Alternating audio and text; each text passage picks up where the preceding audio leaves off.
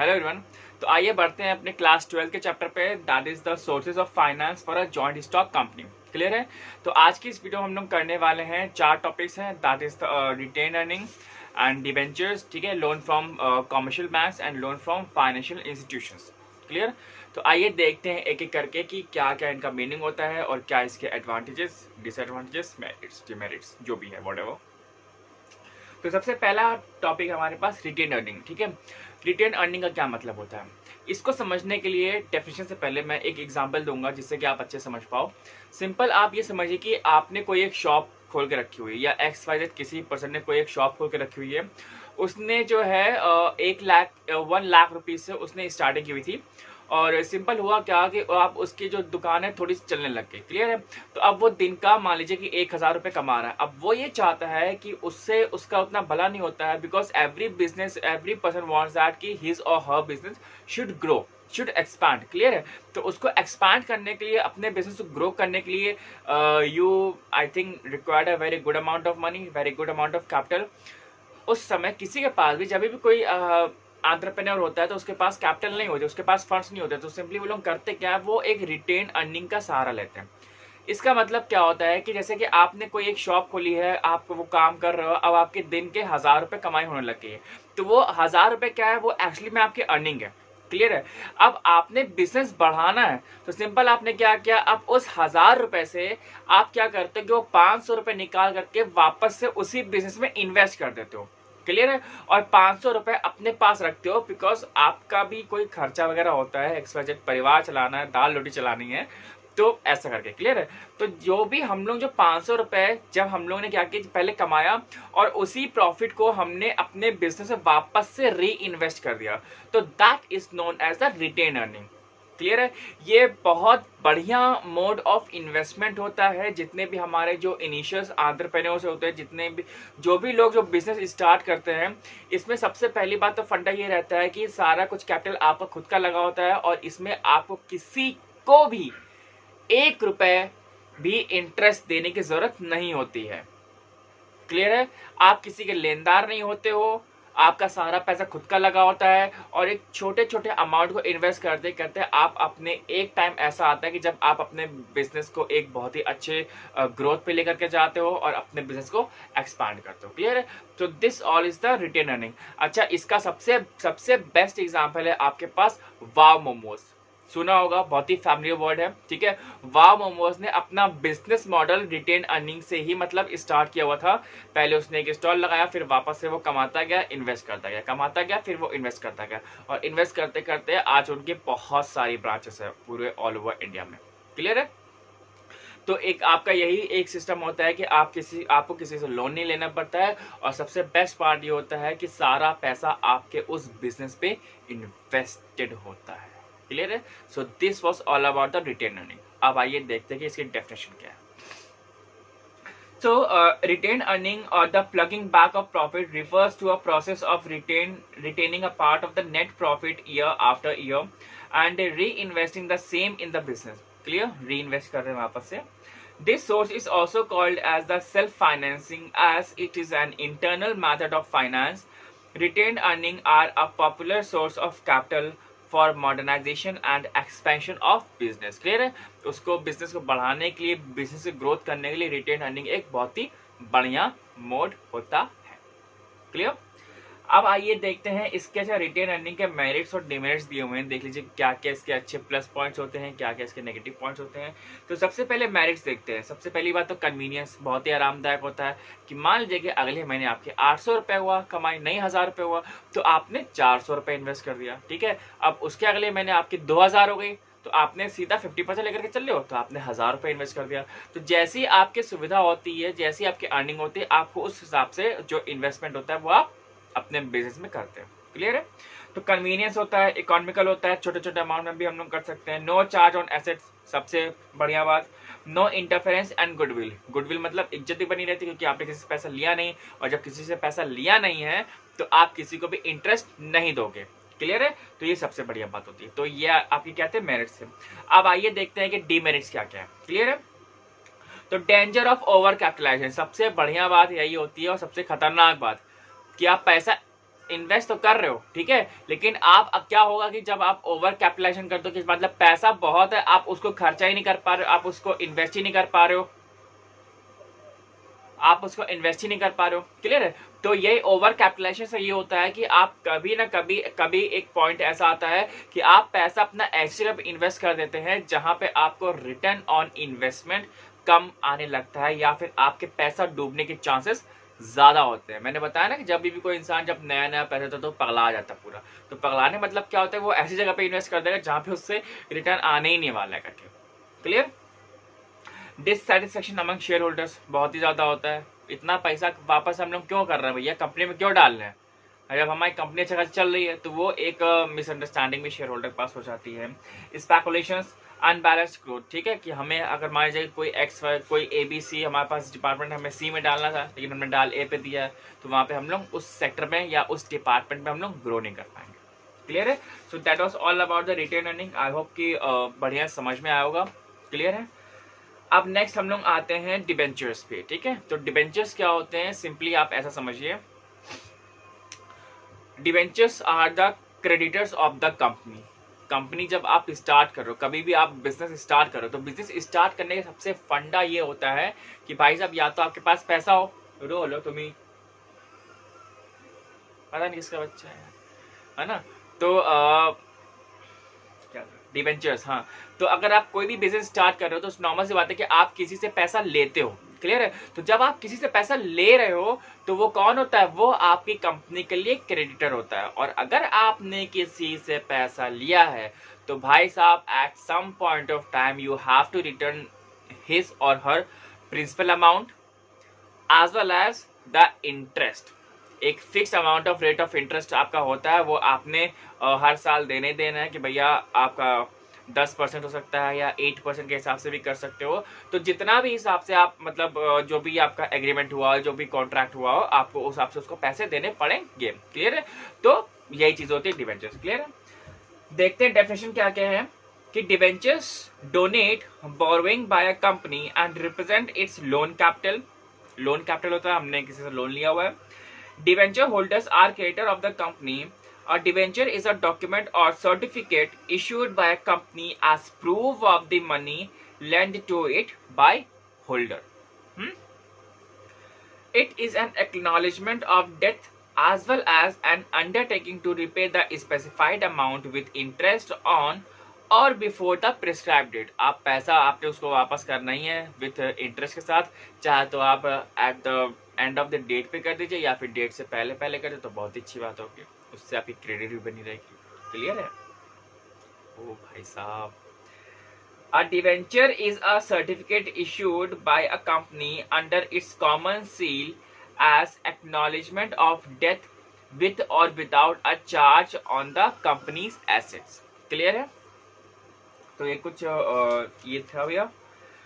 अब इसके बाद अगर आप देखोगे तो आपके यहाँ पे डिस्टिंक्शन दिया हुआ है, distinction between the shares and the debentures, clear है। तो ये भी आप देख लीजिए क्या है कि status of holder, yields, nature of return किस तरीके से देते हैं, collection of fund, security, condition of issue, claim as to return and the voting rights, clear है। and simply if we say that the debenture holders do not enjoy any kind of voting rights उनके पास नहीं होते हैं, किसी प्रकार से नहीं होते। जितने भी कंपनी के जो क्रिएटर्स होते हैं उनके पास कभी भी आपके वोटिंग राइट्स नहीं मिलेंगे, क्लियर है, सबसे पहली बात। अच्छा, कैरेक्टरिस्टिक्स भी दिया हुआ है, ये भी देख लीजिए क्या है कि debentures represents borrowed funds, interest on debenture is paid at a fixed rate. जो भी इंटरेस्ट होता है, मान लीजिए कि आपने 1 करोड़ का लोन लिया हुआ है, तो अगर आप 10% के हिसाब से कर रहे हो तो आपका ईयरली कितना बन जाएगा, आपका अराउंड 10 लाख रुपए, क्लियर है। तो आपको वो 10 लाख रुपए एज अ इंटरेस्ट देना ही पड़ेगा 1 करोड़ का। 1 करोड़ का 10% 10 lakh, clear. Interest is payable every year irrespective of the whether there are profit और नॉट। भाई साहब ये तो मतलब हो ही नहीं सकता कि अगर आप कह दो भैया मेरा तो प्रॉफिट हुआ नहीं इस बार, तो हम तो नहीं दे पाएंगे। नहीं, इंटरेस्ट आपने देना है तो मतलब देना, ठीक है। 10 साल अगर आपने 1 करोड़ का दे रहे हो ब्याज, तो मतलब आप समझ लोगे 1 करोड़ का आप 2 करोड़ दे रहे हो, क्लियर है ये चीज। तो आई होप कि ये डिवेंचर समझ में आया होगा। And here are the kinds of the debentures, clear है। तो आइए देखते हैं what are the kinds of debentures. तो पहला पॉइंट हमारे पास नेकेड एंड मॉर्गेज डिबेंचर्स, ठीक है। तो इसका मतलब क्या होता है नेकेड? नेकेड मीन्स टू से कि जितने भी जो डिबेंचर्स जब इशू करते हैं, जब कंपनी जो होती है वो कभी भी अपने प्रॉपर्टी या जो कंपनी की जो प्रॉपर्टी होती है उसको कभी भी वो अटैच नहीं करती है। इन केस अगर कंपनी बंद हो जाती है या डूब जाती है, बैंकरप्ट हो जाती है, तो आप कंपनी का जो प्रॉपर्टी है, जो एसेट्स हैं, शायद ही उनको बेच करके पैसा ले पाओगे, वैसा आप ऐसा कर नहीं पाओगे, क्लियर, क्योंकि वो नेकेड में आता है, नेकेड डिबेंचर होल्डर्स होते हैं। अब दूसरा पॉइंट मतलब इसी में है मॉर्गेज। मॉर्गेज में मतलब क्या होता है कि इसमें जब भी कंपनी जब कभी भी आप जब उसको क्रेडिट करते हो, जब भी कंपनी लोन लेती है तो वो अपनी प्रॉपर्टी अटैच करती है। इसका मतलब ये होता है कि अगर कंपनी फ्यूचर में अच्छा परफॉर्म नहीं कर पाई या अगर डूब गई, बैंकक्रप्ट हो गई, तो यहाँ पे ये फंडा रहता है कि आप कंपनी की प्रॉपर्टी, उसके एसेट्स को बेच करके भी अपना पैसा वापस ले लोगे, क्लियर है। तो सिंपल सा फंडा मीन्स टू से कि नेकेड में क्या था कि आप कंपनी की प्रॉपर्टीज नहीं बेच सकते, ठीक है, लेकिन मॉर्गेज में ये होता है कि आप कंपनी की प्रॉपर्टी बेच करके अपना जितना भी पैसा है वो आप निकाल सकते हो। नेक्स्ट पॉइंट हमारे पास redeemable and irredeemable debentures, clear है। तो रिडीमेबल का मतलब क्या होता है, जब भी आप अगर इसके ये लिया हुआ है अगर रिडीमेबल डिबेंचर्स, तो यहाँ पे इसका मतलब ये होता है कि आप मैच्योरिटी से पहले वो पैसा अपनी कंपनी से या जहाँ पे भी आपने लगाया हुआ है वहाँ से आप निकाल सकते हैं, क्लियर है। सो ये इसका एडवांटेज होता है, जब भी आपको लगता है कि मुझे पैसों की ज़रूरत है तो आप आराम से उस कंपनी से पैसे आप अपना आराम से निकाल सकते हैं, क्लियर है। इररिडीमेबल का मतलब क्या होता है कि आप उस कंपनी से पैसा नहीं निकाल सकते, कभी भी नहीं निकाल सकते, जब तक कि वो कंपनी बंद ना हो जाए, वो कंपनी वाइंड अप की कगार पे ना आ जाए। जब कंपनी वाइंड अप होगी तभी आपको अपना जो पैसा है वो मिलेगा करके, क्लियर। नेक्स्ट पॉइंट है हमारे पास bearer and registered debentures, clear है।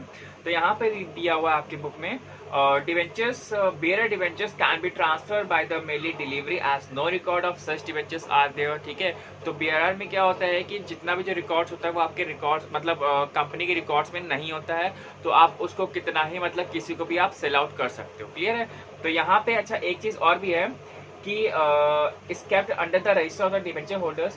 Interest is paid on the production of the coupons attached to the such debentures. Clear है। आप ये सोच रहे हो कि भाई साहब इंटरेस्ट अब उसमें कहाँ से मिलना है, तो जो कूपन अटैच होता है या जो सर्टिफिकेशन होता है एक छोटा सा, तो उसके अकॉर्डिंग ही वहाँ पे आपको इंटरेस्ट मिलेगा। लेकिन रजिस्टर्ड में क्या होता है, अब जो नेक्स्ट है हमारे पास ना रजिस्टर्ड डिबेंचर्स, यहाँ पे क्या होता है, अब जो रजिस्टर्ड होता है आप उसको इजीली ट्रांसफर नहीं कर सकते, तो जितना भी जो रजिस्टर्ड पर्सन होगा उसी को वहाँ पे इंटरेस्ट मिलेगा, या जो भी मतलब पैसा जिसको भी जो भी मिलना होगा वो आराम से उसको उसी पर्सन मिलेगा जो वहाँ पे रजिस्टर्ड होगा, क्लियर।